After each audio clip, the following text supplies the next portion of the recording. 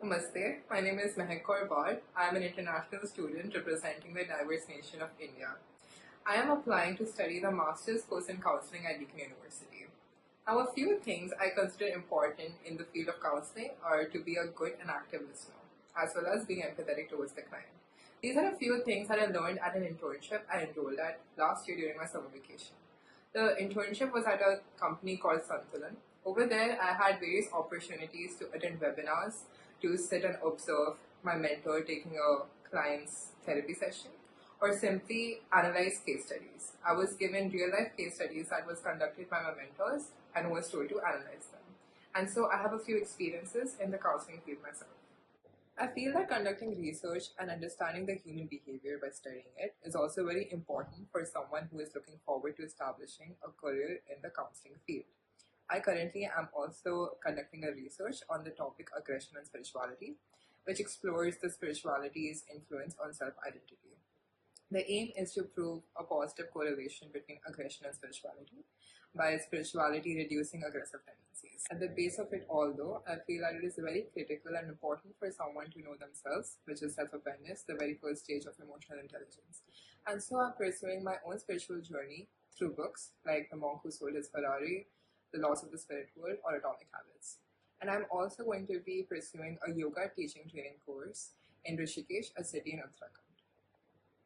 Now, coming to the cultural and humility point, I consider myself very blessed and fortunate as I come from a diverse nation like India. We have around 22 official languages and 20,000 regional dialects. Recently, we also concluded a very famous event known as Mahak Kaur, which happens once every 144 years. In this one, around 660 million devotees came to attend. Now, I also say so because I myself come from a very diverse cultural background, as my paternal grandparents are from the Sikh faith.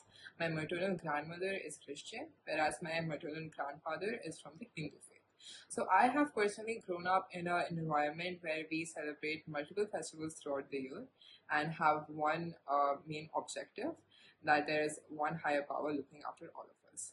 So I consider myself a person who is very well aware of various cultural backgrounds, the ethics, the ethnicities, and what all things that follow that. Someone seeking admission in the Masters of Counseling course, I'm also keen on understanding and learning new ways through which I can help my client, especially in their difficult situations.